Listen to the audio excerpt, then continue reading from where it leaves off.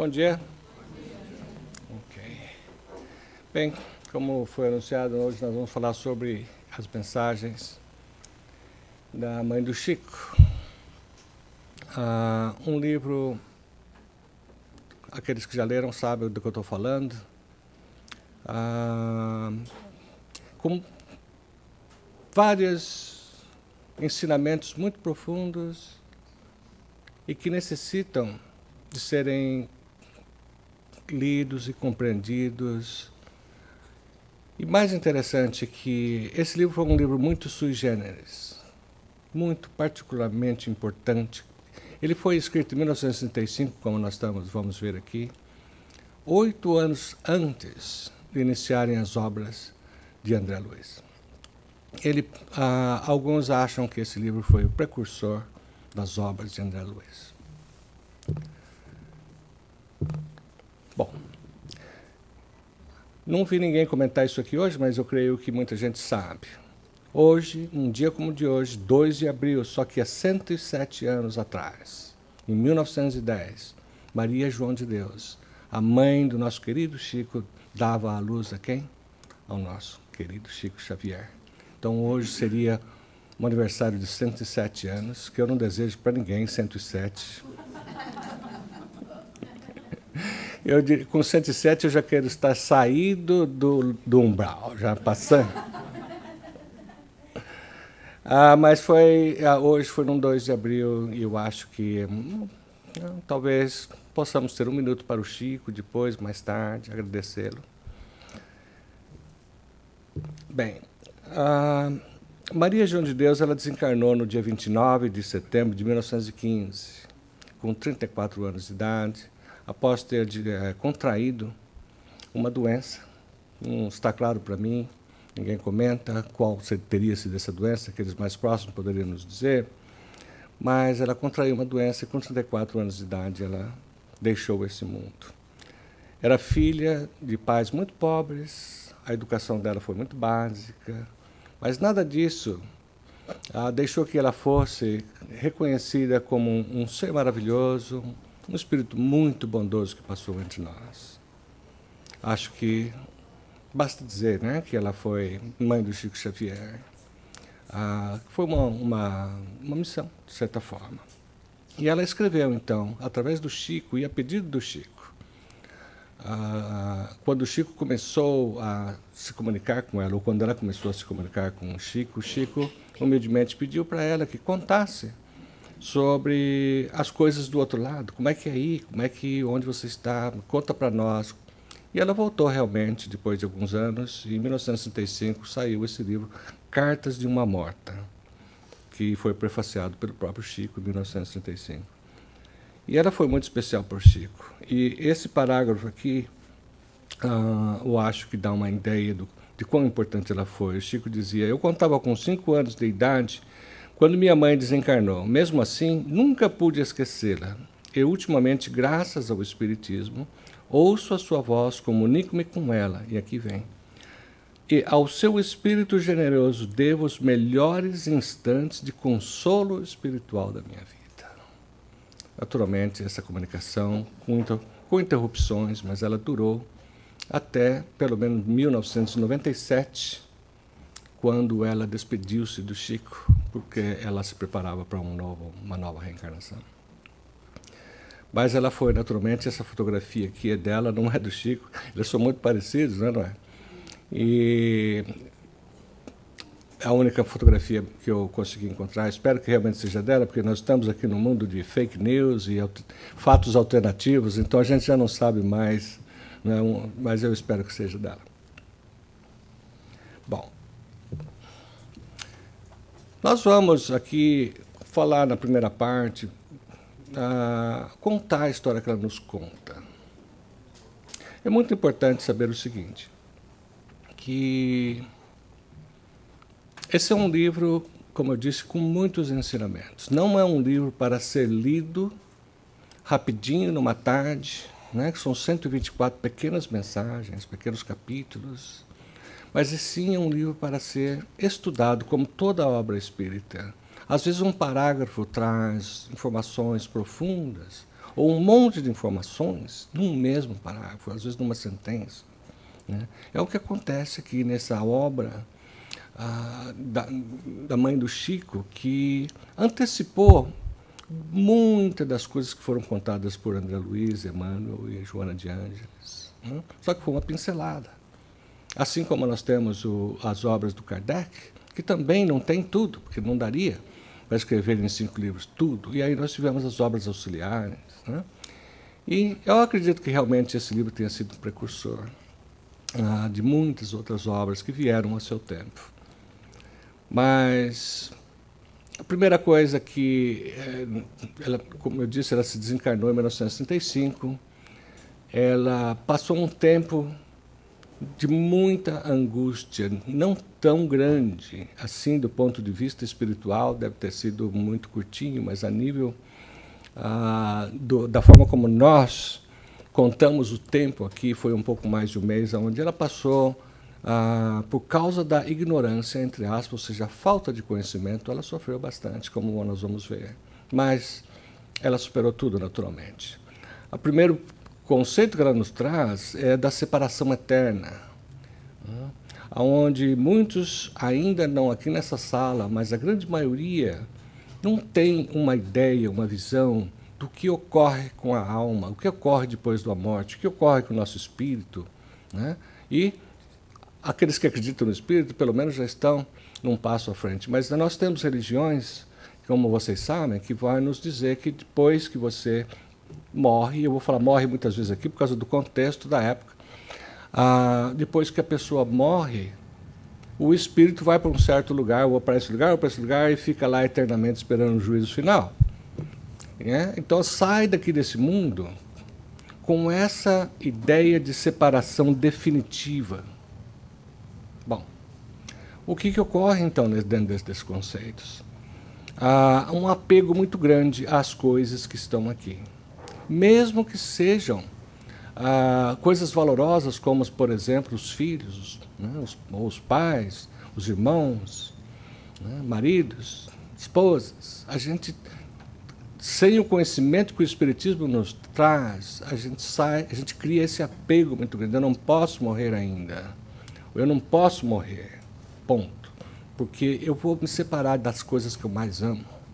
E você chega para o outro lado, no outro lado, como se você não tivesse chegado, que foi o que aconteceu com Maria João de Deus. O apego a fez com que ela, antes de mais nada, nos momentos agonizantes, naqueles momentos de partida, ela não percebeu nem mesmo o ponto de partida dela. Ela foi auxiliada pelos socorristas, pelos mentores espirituais que ajudaram nesse ponto de ruptura, mas ela também não viu nada. E ela sentia-se naquele momento, quando o corpo já tinha jogado a toalha, ela se sentia mais ou menos assim como num sonho, como até mesmo com alguns pesadelos, onde ela tentava mexer o corpo, tentava falar, tentava levantar, tentava falar para todos que ela não estava morta. Veja o que ela disse aqui. Ela queria dizer: meus filhos, eu não morri. Aqui estou e sinto-me realmente mais forte para vos proteger e amar. Por que chorais, aumentando a minha angústia? Veja o sofrimento do espírito. Agora vamos sair da Maria João de Deus por um minuto. O sofrimento dos espíritos que morrem nessas condições. Porque dos objetivos de trazer esse livro hoje aqui no nosso estudo, e que, por coincidência, eu não tinha planejado dessa forma, nem a Marisa, nem ninguém, mas hoje é o aniversário do Chico. Mas, fora isso, um dos objetivos é que nós aprendamos com os conceitos fundamentais que ela nos traz. Talvez eu estava até imaginando que antes de ler o livro Nosso Lar, aqueles que não leram ainda, devessem ler esse livro aqui. Mas pode ser depois também reforçando os conceitos dos outros livros do André. Então, veja, ela estava naquele ponto de uma angústia enorme, sem saber o que estava acontecendo. imaginando que ela estava num sonho, porque talvez num sonho seja possível você querer levantar e não poder. Alguém aqui já deve ter sonhado de estar caindo de algum lugar e não conseguir resolver o problema, né? E você nunca acaba de cair, não é verdade? Então, acho que naqueles momentos a angústia deve ter sido muito grande. Então, ela entrou nessa confusão mental muito grande. A confusão era total. Teve a tortura do enterro, que felizmente ela não sofreu por todo o enterro, mas ela sentia o pessoal cobrindo ela com flores. Ela não entendia por que esse pessoal está me cobrindo com flores. E, naturalmente, ela orou. Eu esqueci de dizer no começo, como preâmbulo, Maria João de Deus, mãe do Chico, era fervorosamente, não só católica, mas religiosa. Ela acreditava em Deus. Ela acreditava piamente. Ela sabia que ela podia orar e receber. Ela sabia que podia contar com uma força maior. Ela simplesmente não foi ensinada naquela encarnação a realidade da vida como nós conhecemos hoje, nós que somos espíritos e tivemos acesso a tantas outras informações. Mas ela orou e de repente ela foi perdendo os sentidos, que ela chama de como se tivesse desmaiado no enterro, e acordou num outro lugar. Nesse outro lugar ela pôde presenciar aquilo que nós já ouvimos falar das pessoas que desencarnam, aqueles que morrem, mas não morrem, né? Experiência quase morte, por exemplo, que teve aqueles momentos onde a vida toda passa na frente dos seus olhos. E você revê, de repente, muito rapidamente, toda a sua vida, desde o nascimento até o fim, com muitos detalhes, segundo ela mesma, com mínimos detalhes. Naturalmente, isso é possível que aconteça rapidinho, porque a capacidade, né, de absorção e de processamento do nossa verdadeiramente espiritual é muito mais rápida do que essa que depende da nossa parte física. E ela então ela reviu todo o filme, mas imagina que ela falou, mas está muito bonito isso, legal, mas por que eu estou revisando tudo isso? Por que eu estou me lembrando de tudo isso? Para que serve isso?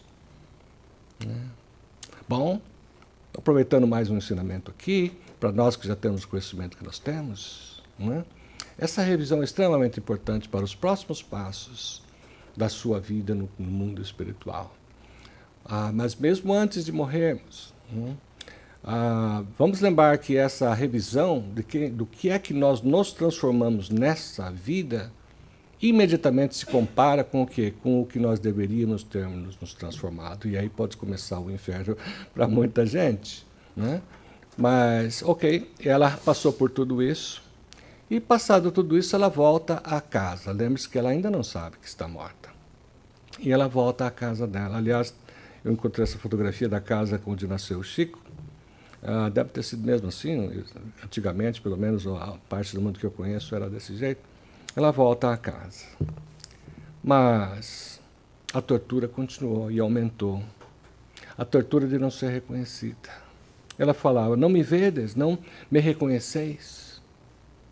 Bradava eu, desgostosa, com a atitude impassível daqueles de quem me aproximava, cheia de esperança, numa possível compreensão das minhas palavras, mas a frieza e a insensibilidade constituíam a resposta de sempre. Então, ela voltou para casa, falou, ok, estou em casa, agora eu vou rever aqueles que eu amo, vou conversar com eles, eles vão me ajudar, eles vão me tirar dessa angústia. Ela não sabia, mas ninguém estava vendo ela, muito menos ouvindo, e muito menos prestando atenção nela, tentando ajudá-la. Isso vai acontecer com muita gente, né? Essa volta, aqueles que nós passamos no slide anterior, falando sobre o apego, aqueles que estão excessivamente apegados às coisas da terra, mesmo pessoas, né? Vão sofrer, porque vai ser para eles, a ausência daquilo vai ser um martírio muito grande. E eles não vão querer abandonar aquelas coisas, né? Por isso Jesus nos recorda, que ajuntai tesouros, não ajuntais tesouros aqui na terra, onde as traças vão comer, vão roer, a juntar tesouros nos céus. Mas aqueles que juntam tesouros na terra não vão querer abandonar os tesouros.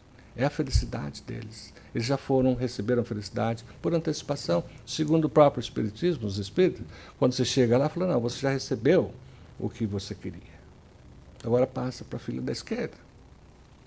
Enfim, aqui um ensinamento muito grande, mas também um sofrimento enorme para aqueles que não estão pensando ou não estão informados do que pode acontecer após o desencarne. Que era o caso dela, apesar de ser um espírito ótimo. De repente, naturalmente, num determinado ponto, ela finalmente se deu conta de que estava morta. Né? Entenda-se desencarnada. O termo que ela usa é morta mesmo. Mas só que essa morte, para ela não sabia ainda quando estava nesse ponto. Ela sabia de uma coisa, ela estava tão bem. Ela estava se sentindo forte. Ela tinha vencido aquelas dores da doença dela. Foi uma vitória muito grande do corpo sobre aquelas dores, sobre a doença. Além disso, ela estava se sentindo forte. Ela estava ótima para voltar à vida, para fazer aquilo que ela queria fazer, que era principalmente amar seus 9 filhos. Foram 9 filhos. O Chico foi o último. Mas, ao mesmo tempo, tremenda solidão. Agora que ela estava perfeita fisicamente, solidão, solidão, solidão, incompreensão, insensibilidade. Ninguém falava. Ela não tinha com quem conversar aquilo. É bom perceber aqui que ela não estava abandonada. Essa é a percepção dela. A percepção de que ela estava só, que ninguém podia entendê-la. Mas veja o que acontece. Ela novamente recorre à oração, como ela sempre fazia, mesmo antes de tudo isso. E ela foi ouvida como sempre. E de repente ela começa a ver vultos sutis, ouvir vozes amorosas. O que ela faz? Aquilo que muita gente faz, sai correndo. Uau, isso deve ser um fantasma, né? Ela não sabia que aquele corpo não era o corpo original dela. E ela se sentia com a mesma vulnerabilidade de muitos de nós, que não querem ver espíritos. Ou aqueles que não têm a menor ideia do que seja. E ela, então, escorria, se escondia, não queria saber daquilo lá. Mas, finalmente, 34 dias após o seu desencarne, no dia 2 de novembro de 1915, as coisas começaram a mudar radicalmente para ela. 34 dias que deve ter sido a nível do jeito que eles contam, o tempo lá em cima deve ter sido um segundo, mas ela estava aqui na Terra, foram 34 dias para ela. E de muita tortura, de incompreensão, muitos dissabores. Até que um dia ela, caminhando, ela resolveu entrar numa igreja para orar. Ela entrou, viu um monte de gente lá ajoelhadas, como orando, e ela se pôs a orar também, de forma fervorosa. E de repente, ela começa a sentir uma emoção muito forte, uma energia tomando todo o seu corpo, todas as suas moléculas. Algo que ela não sabia o que era, mas também não teve muito tempo para decifrar, porque ela foi perdendo a consciência e, de repente, se acordou num outro lugar. E o que aconteceu nesse outro lugar? Ela despertou-se num outro templo, mas era um templo enorme, né? De um interior magnífico, como diz aqui, mas só que não tinha lugar, santuários. Ela estava acostumada com a igreja católica. Ela estava numa igreja católica quando ela estava orando e de repente perdeu o sentido.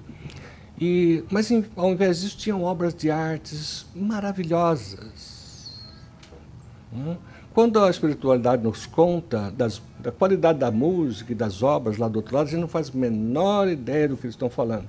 Porque o máximo que a gente conhece aqui, né, Da Vinci, aqueles outros lá, eles não conseguem traduzir quão maravilhoso ou quão maravilhosa é a obra de arte do outro lado, a música, mas ela se vê nesse local, com essas obras de arte, e também com música, com aquele som penetrante.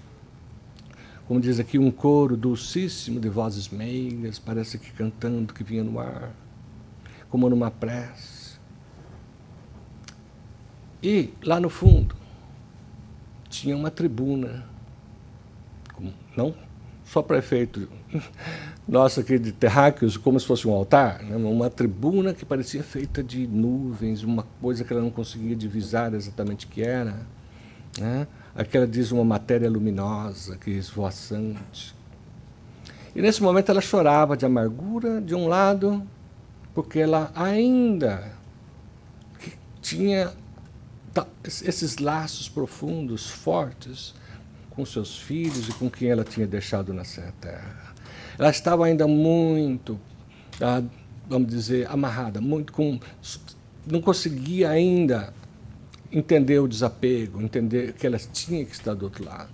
Mas, ao mesmo tempo, essa alegria de estar nesse lugar completamente novo, completamente maravilhoso, de uma beleza, de uma profundidade, de uma pureza que ela não podia explicar. Bom, e, de repente, lá naquela tribuna, lá na frente, materializa-se em forma humana um espírito elevado. Tal como a gente lê nos livros que vieram depois dela, principalmente nos livros de Emmanuel e de André Luiz, né, onde esses espíritos superiores vêm, se materializam, e não aqui, né, nessas reuniões lá em cima, para nos informar, para nos trazer conhecimento, para nos consolar, que foi o caso aqui. E, naturalmente, ela estava nesse templo com muitos outros espíritos na mesma condição, perdidos entre a vida e a morte, se podemos dizer dessa forma, que era o caso dela.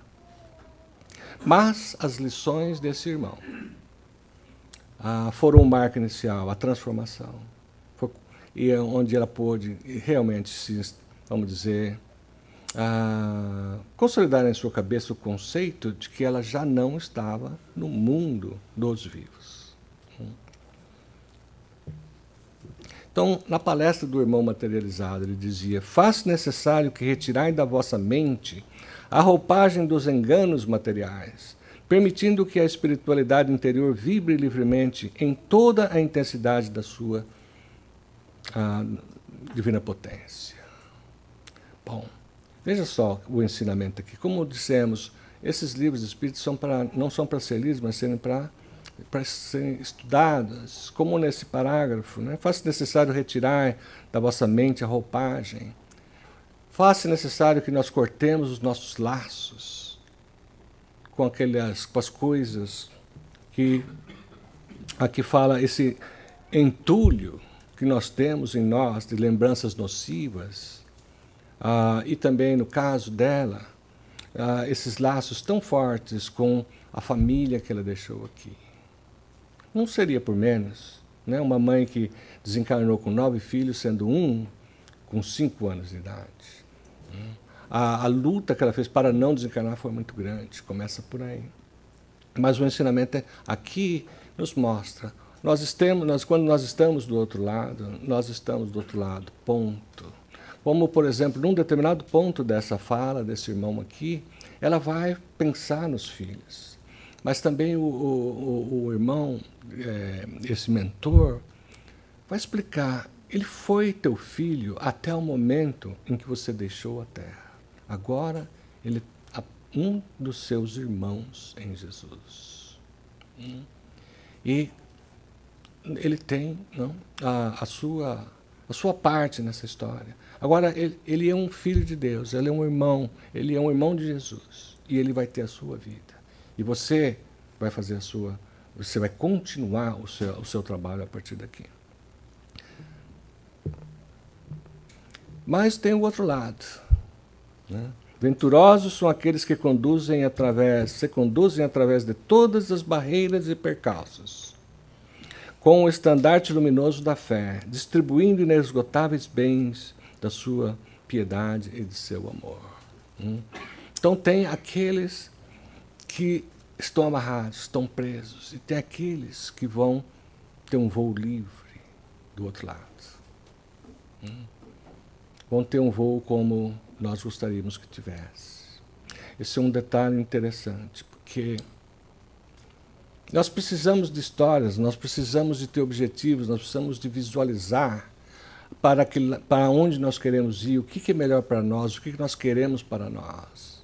Nós estamos aqui, talvez estudando sobre a vida da Dona Maria João de Deus, falando, mas foi a Maria João de Deus, eu sou eu, verdade. Mas o que vai acontecer com você, o que vai acontecer comigo, o que vai acontecer com todos nós, temos que nos preparar. E nada melhor do que buscar isso nos exemplos daqueles que voltaram e nos disseram o que é que nós temos que estar preparados. Os venturosos são aqueles que vão levar essa vida com fé e esperança, que vão trabalhar no seu desenvolvimento moral e espiritual, que vão cumprir o seu dever de amar, de ter fraternidade, de ter compaixão. Porque assim nós seremos tratados do outro lado. Está escrito. Ok, a palestra do irmão.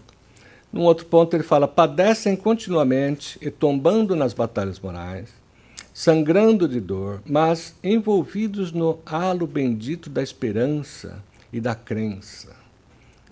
Despertam então jubilosos para a existência verdadeira, onde o egoísmo é uma palavra desconhecida e a confraternização universal é a mais legítima das realidades. Irmãos bem-amados, alimentemo-nos do anseio da vida perfeita. Almas fracas, cheias de saudades e desenganos, esquecei temporariamente o teatro de vossos infortúnios, elevemos ao Pai a nossa oração de reconhecimento e de amor. Bom, eu fiz um highlight aqui em amarelo de algumas coisas. Ele está falando halo bendito da esperança e da crença, ou poderíamos substituir esperança e da fé. Sim, nós estamos padecendo, nós estamos sofrendo. Nós estamos amargos, talvez. Nós estamos ainda sofrendo a ignorância da totalidade, dos benefícios das leis divinas. Talvez tenhamos ainda dificuldades para compreender certas coisas. Mas, se nós compreendêssemos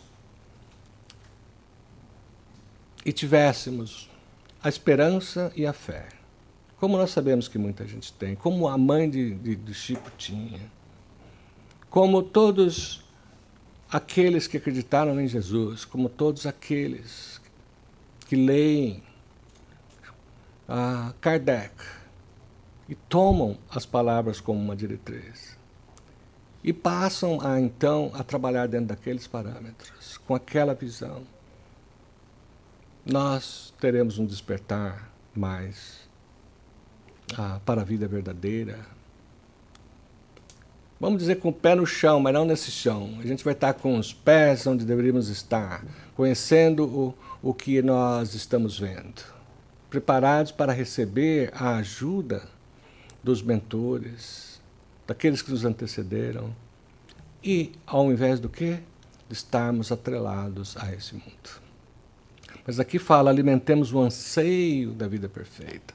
Nós temos que ter esse anseio, esse desejo, que nos move na direção correta.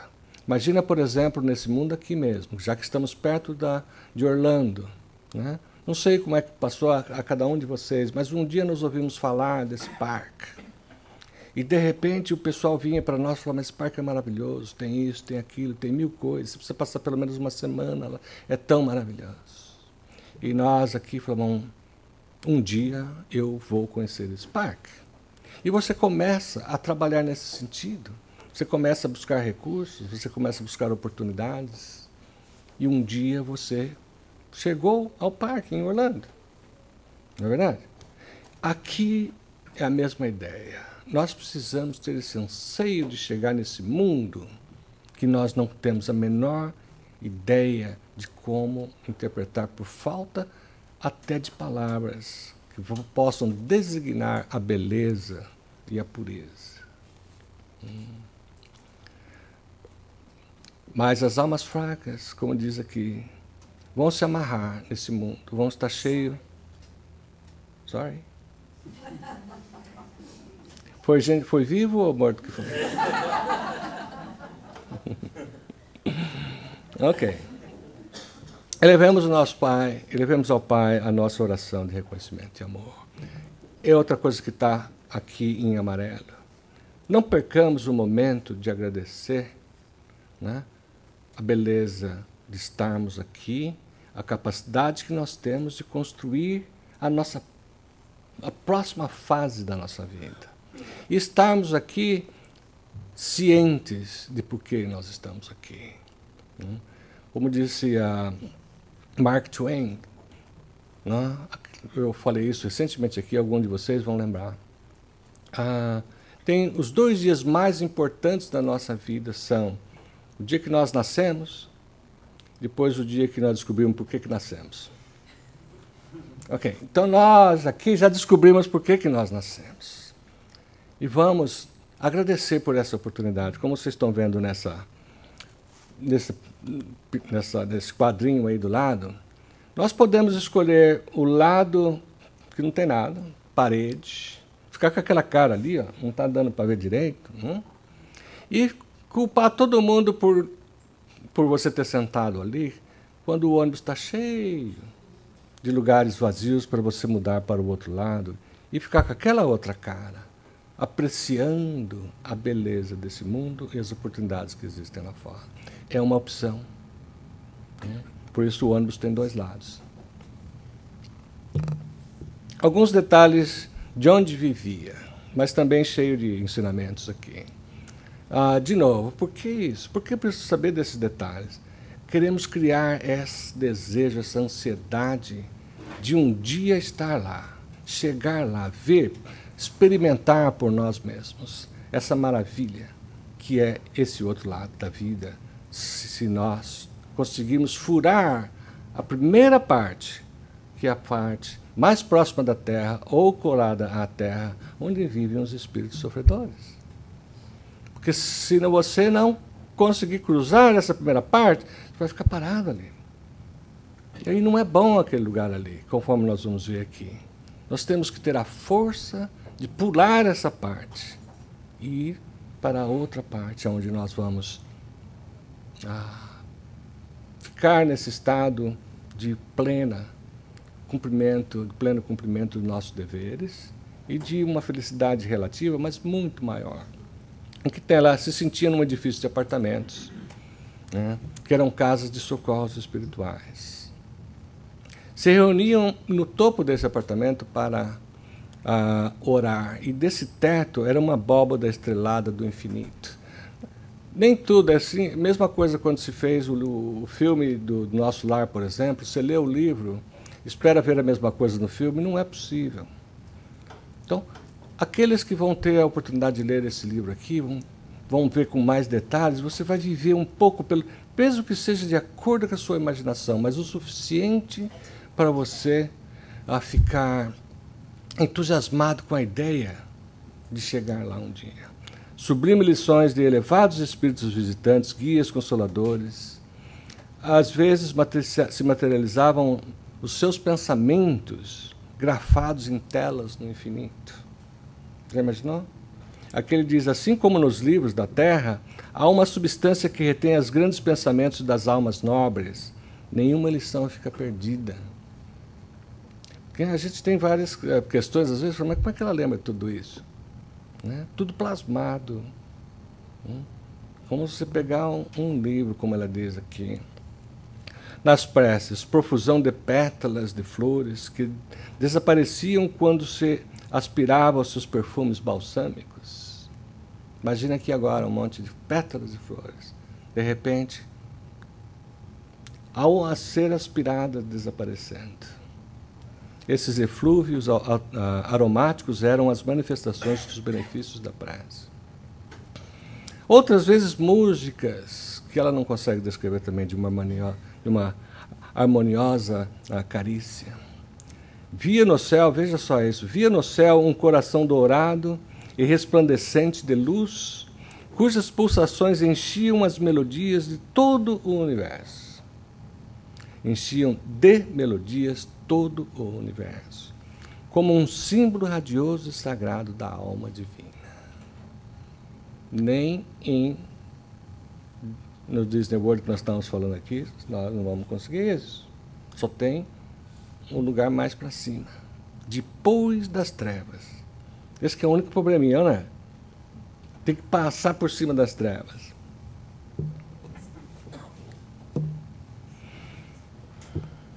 Visita um antigo amigo no lar da terra. Aqui eu pus isso por essa parte do segundo. Ele era visitando o lar antigo na terra, num determinado ponto, mais para frente. Ela chegou lá, viu o que viu, mas ela viu muito mais do que antes. Ela então começou a rogar a Deus por todos ali presentes, que vos fortificasse na luta redentora, ao lado dos inúmeros prantos e das alegrias mascaradas. Então, ela viu um bando das 1000 tentações que assediam os espíritos no ambiente obscuro da vida carnal, obrigando-os ao esquecimento de seus deveres e de suas austeras obrigações morais. Veja que agora nós estamos aqui na Terra e vendo isso acontecer. Ou, reformulando, imagina você na sua casa achando que está tudo bonitinho, tudo no lugar, acabei de arrumar a casa, tudo limpinho, agora posso sentar e descansar. Bom, tomara que seja assim, mas alternativamente pode ser esse tipo de cenário que a Maria João de Deus nos traz, cheio de espíritos, uma névoa, na verdade, escura e não clara, e com os espíritos se atentando. Claro, não acontece no nosso lar, não é? Acontece no lar do vizinho, porque ele não é espírita, ele é Então tem tudo isso. Lugares de padecimento. Ela visitou Saturno e Marte, e aí ela conta nos livros. Não dá para traduzir para vocês, não temos tempo, mas é alguma coisa, naturalmente, de mundos elevadíssimos, muito interessante de ler. Fala, uau, como é que pode ser isso? Ela mesma não consegue. Porque falta formas de comunicação conosco, palavras. Como nós não temos nada, tudo nesse mundo aqui é em função da linguagem. Se isso aqui é um pódium, porque foi criado o pódium, nós demos o nome de pódium, alguma coisa que não existe aqui não tem nome, então não dá para traduzir. Dá, às vezes, para fazer uma comparação. Mas é mais fácil falar do outro lado. Visita lugares de muito padecimento. Ela também foi levada para lugares de muito padecimento. Núcleos de prantos incontáveis, dias dolorosos. Os dias transcorrem de uma forma super dolorosa, longa, pesada. Muita gente ainda pegadas ao corpo físico. Às vezes nós estamos lá nas trevas, lugares de padecimento, mas dentro do mundo desencarnado. Padecimentos de acordo com a lei natural reguladora dos problemas das compensações. O que quer dizer isso? Causa e efeito, não é verdade? Bom, o que acontece ali? Veja só que interessante. Lugares onde se aliam os seres cujas mentes se afinam pelo mesmo diapasão. Se incluem aqueles que se apegaram em excessos às futilidades terrestres, sentindo a sua ausência, os que colocam acima de tudo as preocupações do egoísmo e da avareza, criando com suas ideias fixas todo um mundo de moedas e de valores. Já deu para ter uma ideia? Deu para entender. Nós vamos encontrar os nossos iguais. E vamos lá, não vamos nem achar, nem nos comparar com eles, falando, eu sou melhor que você. Tal é o estado de inferioridade de todos. E aqui eles tinham tudo. Eles puseram moeda aonde nós pomos o nosso coração. E aí fica difícil. A moeda não pulsa, não conversa com Deus. A lei de Deus é sempre o amor.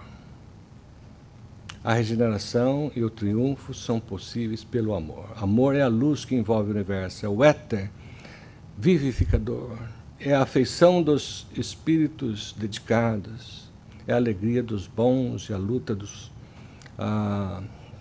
é a luta que aperfeiçoa. Mas tem um problema aqui. Que amor é esse? Qual a intensidade dessa energia que eles, no mundo espiritual, chamam de amor? Nós ouvimos que, para cá e para lá, e lemos em todos os livros que o amor é a solução. Mas que amor é esse? Que é a solução de tudo? A única coisa que nós conhecemos sobre amor, talvez seja aquele amor de quando estamos namorando, quando nasce um filho, um neto, que agora descobriu, o amor para um neto é muito maior. Esse é o amor que nós conhecemos, mas nós não conhecemos esse amor que fala Jesus. Nós não conhecemos, por exemplo, que sentimento foi aquele que aquele pobre homem que nunca tinha ouvido falar de Jesus chega lá na cidade, e era justamente o dia da crucificação de Jesus, e ele vê aquele monte de gente ali, e pergunta: o que está acontecendo? Vão crucificar Jesus? Ele vai lá, e ele era forte, e Jesus já tinha levado não sei quantos tombos, e precisava de ajuda. E o guarda pega o Simão da cidade de Cirineu, Simão o Cirineu, para ajudar Jesus. Ele nunca tinha ouvido falar de Jesus, mas bastou ele entrar na faixa, na frequência de Jesus, ele nunca mais foi o mesmo. Nunca mais ele abandonou Jesus. Ele sentiu aquilo que nós não sabemos o que é, esse amor transformador. Mas nós estamos a caminho. Simão Cirineu nunca mais abandonou Jesus. E era naquela época que, se você falasse que você conhecia Jesus, ou estava no partido dele, você ia para onde? Para os leões. Mas, quando o leão foi dar a bocada nele, ele já se viu nos braços de Jesus do outro lado. Ele teve fé, esperança, ele sentiu aquele amor que nós ainda não conhecemos, mas que podemos conhecer, podemos trabalhar.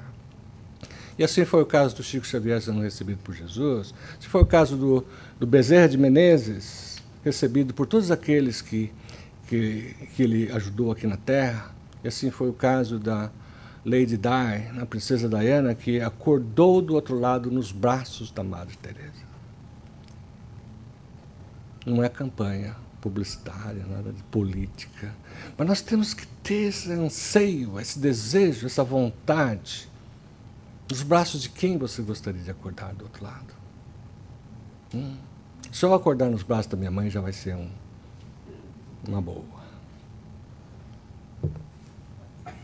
A alma culpada pode, pela súplica, pelos desejos reiterados, reorganizar o seu mundo interior, equilibrá-lo para a obtenção de maior força aos nossos propósitos de regeneração e aperfeiçoamento, captando assim nesse amor universal que une os mundos, os elementos do nosso triunfo na nossa luta. Vamos buscar esse amor em algum lugar? Quem sabe em sonho a gente possa ter uma injeção dele, né? Bom, eu vou ter que correr um pouquinho, porque eu vou estourar a hora, com certeza. A experiência de vidas passadas. Isso aqui é muito interessante, eu tenho que falar. Num determinado ponto, ela passou a ouvir, a conhecer essa história de onde estão minhas memórias do passado, já que eu sou um ser eterno. E, bom, ok, fazendo uma longa história curta, ela foi permitida fazer umas viagens para o passado, onde ela viu não só a vida dela, de uma forma que ela não podia explicar direito, porque, ao mesmo tempo, ela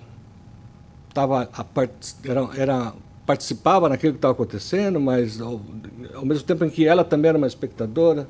Eu não sei, a gente vai descobrir como é que esse negócio funciona, mas ela viu tudo. Mas, além disso, e aqui é importante para nós, que depois é explicado pelos livros que vieram após ela, né?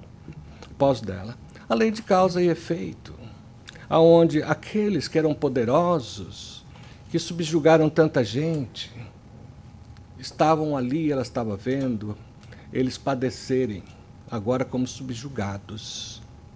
E aqueles que escolheram missões terríveis aqui na Terra, como uma necessidade de dar um passo à frente depois de tantos erros.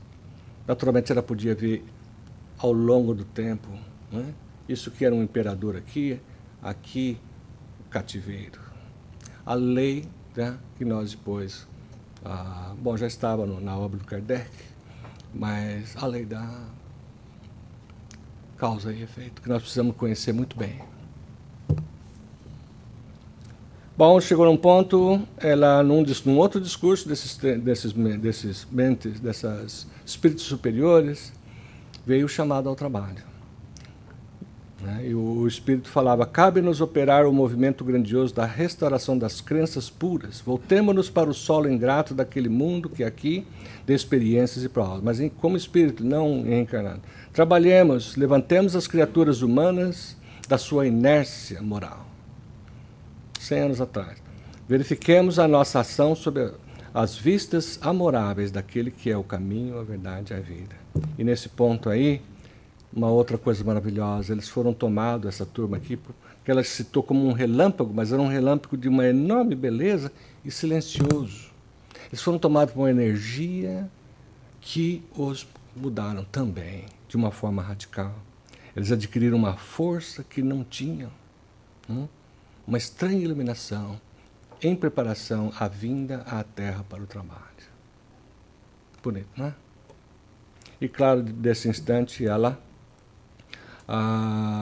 integrou essa equipe e passou a trabalhar mais perto de nós. Vamos pular isso aqui, que é um sumário. Eu queria deixar vocês com uma coisinha muito rápida.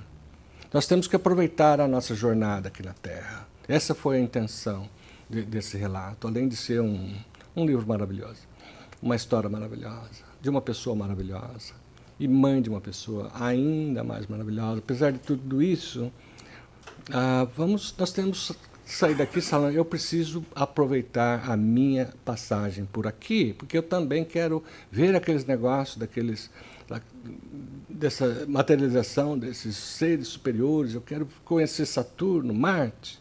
Ok, vamos aproveitar a nossa jornada aqui então. Nós temos aqui na barra do tempo dias, semanas, meses, anos, até desencarne e depois a erraticidade. Nós vamos estar no mundo espiritual. E nós temos o hoje, 2 de abril, né, que eu chamei de presente. E atrás nós temos o nosso passado. Nosso passado com tudo o que nós fizemos até antes de vir aqui para o centro. Está tudo no passado. Eu já estou no passado aqui também com esse meu speech aqui sobre Maria João. Bom, o que nós vamos fazer com esse passado?